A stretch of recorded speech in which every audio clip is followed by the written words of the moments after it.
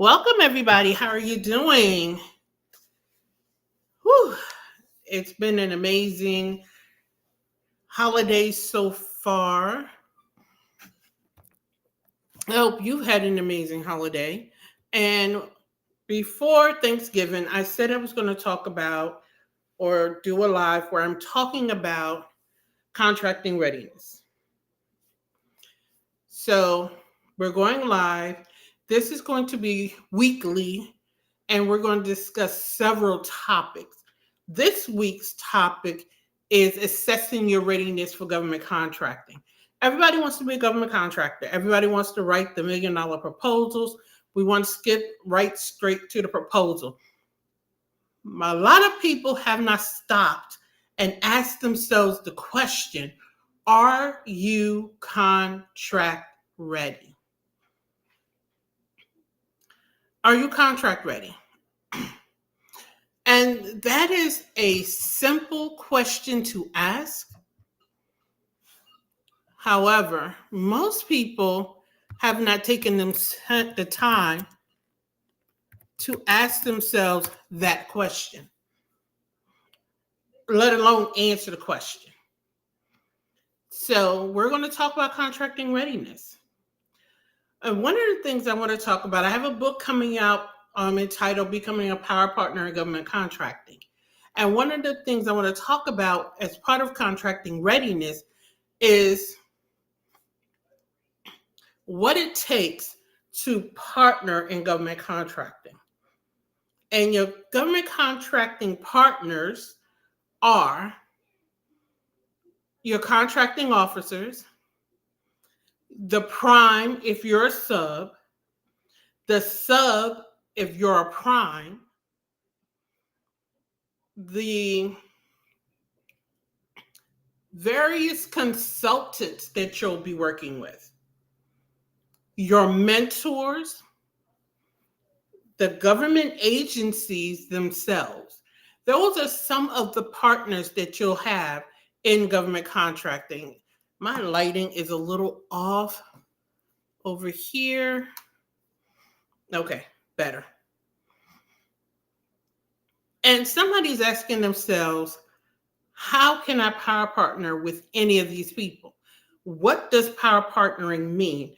It essentially means being a power partner in government contracting is coming to the agreement, coming to the table, coming to operation, one, in good, full faith. Two, it's understanding your role, it's understanding their role. And it's understanding how the two of you interact. It's understanding your leadership and how your leadership ebbs and flows and how you should show up at different phases in the game. That's a part of contracting readiness. And I know people don't want to hear about this. They want to hear straight to the proposal, but a lot of people fail the proposal process. A lot of people fail the contracting process because they don't want to do the contracting readiness process. Now, over on TikTok, I have it on subscribers chat only. You can subscribe. I have a subscription service that I've announced, and it's available to everyone. It's just $9.99 a month for subscribers, and that's just to join the Chatter family. There is some other programs that I'm announcing. You'll hear about them, but let's get back to this. Assessing your readiness. So while we're assessing our readiness and being power partners, we have to recognize this.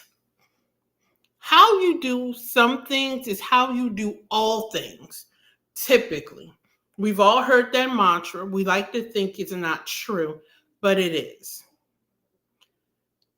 If your office hours are 9 a.m. to 5 p.m., if your office hours are 9 a.m.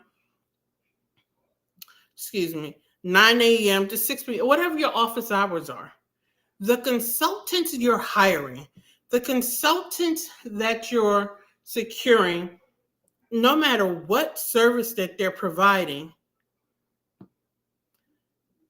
there's no such thing as because your office hours are 9 to 5, their office hours is from 5 to midnight. When you power partner with these people, understand their office hours and govern yourself accordingly. Everybody is not a parallelpreneur. What does that mean? They hold a job and they're doing their business on the side. So to assume that is disrespectful to the consultant. It's insulting to the consultant. And it means you're just not taking them or your business seriously. So ask the question, what are your office hours? How do we work together? And what does it look like? That is one way. One, you up-level your leadership. Two, it shows respect for the people you're working with, and it shows respect for the it shows respect for the process. If just give me like half a second, because I'm kind of getting distracted because I'm trying to share this out. Okay, cool. I've shared it. It shows respect for the process. Far too often, there's this desire to blame the other partner, to blame the consultant because you made assumptions. That's another way to power partner. Understand what it takes to be in partnership. A lot of people are failing in government contracting because they fail to understand the terms of the contract, the terms of working with the consultants, the term of what it is to be a prime, the terms of what it is to be a subcontractor. They're failing to understand the terms. So they're failing in government contracting. And what I want to tell you is you need to take time to understand the terms. That is how you show up as a power partner in government contracting. But how can you show up if you've never performed the assessment? If this makes sense to you, I know over here on TikTok you can't comment yet, and that's because the timer is still ticking. But everybody else, if this makes sense, comment in the chat. Yes, it makes sense. No, I don't understand. So I can go back, so I can, as my mentor calls it, spin the block and give you a different explanation so that you can get an understanding. Because I want you to understand what I'm saying. I want you to walk away from this series of lessons that I'm giving you and taking you into the new year with, so that you can take your contracting business to the next level. Whether you're new and you're searching for your first contract, or you're established and you're trying to go to the next level. Where a lot of people are failing, it's a lack of understanding the partnering that is required to become a power partner and to show up. That's what my book is going to be about that's coming out. Now, some of the content I'm going to share with you over the next few weeks and the next couple of days, it's in my book, Keys to Government Contracting. You could check it out. I have another ebook called Stages of Government Contracting. You can check that out as well. But back to the point. The first thing every government contractor needs to do is the assessment. Some of you are selling the wrong thing to the government and don't even realize it. I'm going to say it again. You're selling the wrong things to the government, or you're selling the wrong thing to the wrong government client. And then you are confused because you can't find the right RFPs. You can't find opportunities, or you're so in love with this one agency and they don't buy what you're selling. This is when you need to do the assessment. What are you selling? And who should you be selling it to? Everybody wants to jump to the proposal, and you want to write a proposal, but you don't even know who is issuing the RFP. This is when you need to do the assessment. Do you even have the staff for the type of work? Do you have the ability to manage the staff for the proposal that you're writing to? One day I'm going to tell you about how I won and lost $1 million contract. And it wasn't because of capability, it wasn't because of capacity. It's because my leadership needed to change. And I didn't recognize it in time. But I'll tell you about that another time. But that's also because I didn't perform the required assessments. I was highly skilled. I had a good team. I needed to perform assessments along the way. And one assessment I didn't perform was my leadership skills. How I showed up. How I show up at the table talking to the contracting officer is not the way I need to show up when I'm managing my team. When one of my managers wasn't doing what they needed to do, I needed to shift my leadership to tell them, okay, is there a missing piece to the puzzle, or are you just failing to show up? All of this is a part of the assessment of, are you ready to be a government contractor? We're going to talk about the proposal writing in a minute, because we're going to talk about why a lot of your proposals, and I've used this analogy before, sound like hello beautiful, or hey there sexy. Women, we know we've heard this. Men, you've heard it too. Y'all all been out and had that person who's always following you around, wanting to talk to you, and you're annoyed because what they're saying is so cliche. You've already heard it 25 times. There's nothing different about how they're talking to you, so you don't want to talk to them. That's how some of y'all proposals sound. And you know why it sounds that way? Because you failed to do the assessment. You failed to take the time out and really differentiate yourself. And why aren't you differentiating yourself? Because at no time, and I mean at no time, did you ever sit down with yourself and say, how, who, where, and by what means? You have to do that if you want to be successful. Does this make sense? Is this ringing true? One of the greatest reasons why you should even want to be a government contract is for stability and sustainability of revenue.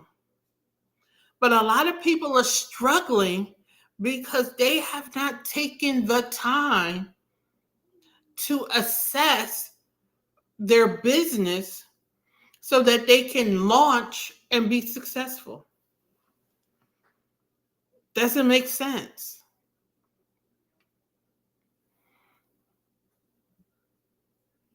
Are you there with me? Are you ready to go to the next level with me?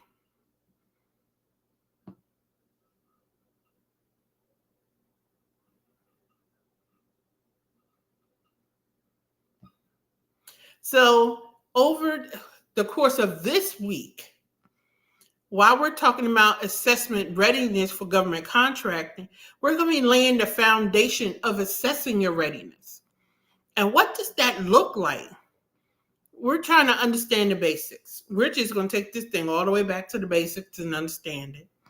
We're going to talk about conducting a business assessment, evaluating your financial health, operational capacity, and your certifications. Now, y'all know I'm the anti-certification girl. Now, if you want to hear about that rant, you can.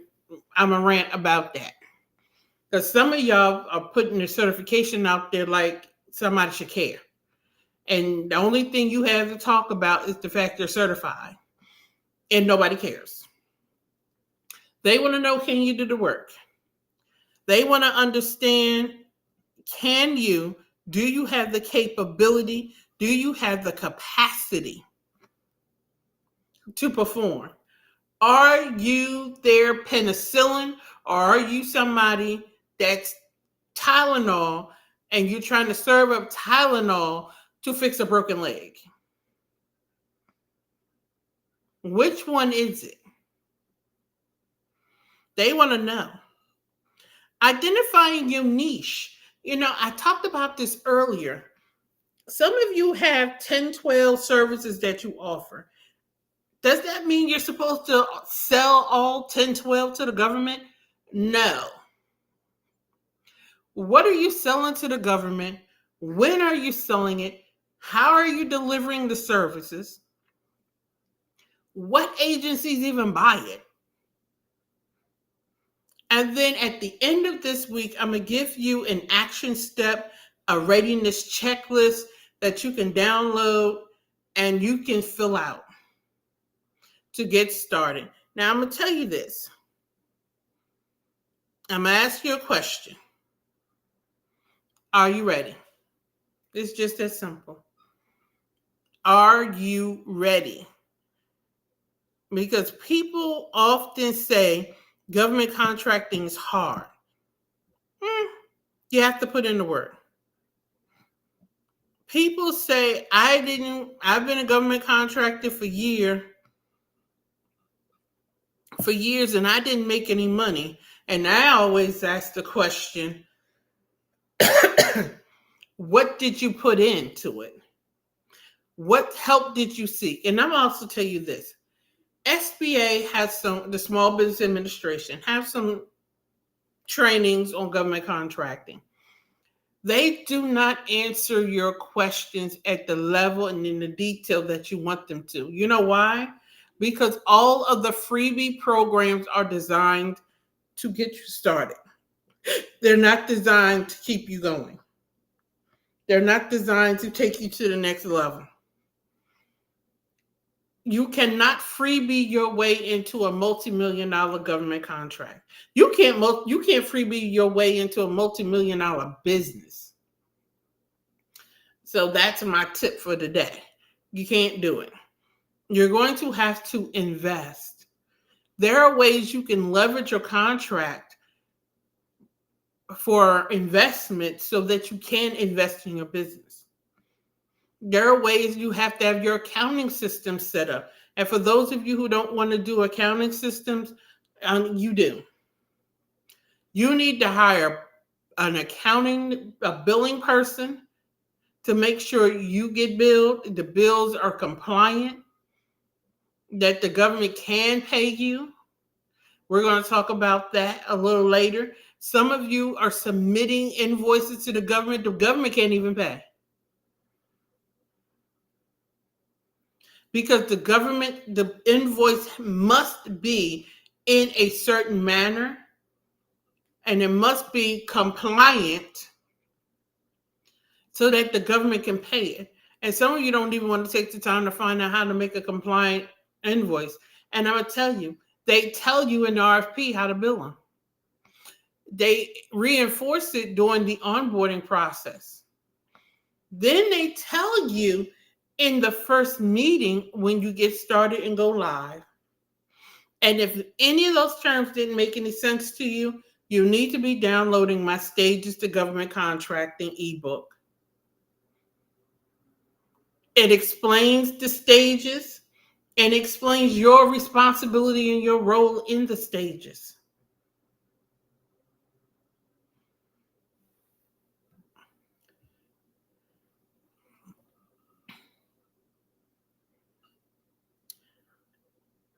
And then you have to have a business profile. A lot of people complain about they were not able to obtain financing. But if your business is not set up in a compliant manner, then no one is going to lend you money to fund your multi-million-dollar contracts. Can you be found? And if the answer is no, then who in the world is going to give you financing? And I am going to share a tip with you. Can you do 3-factor funding? Yes. Can you do hard money loans? Yes. Are there agencies who will revoke the contract when you have to do 3-factor funding? Yes. Somebody's saying, what is 3-factor funding?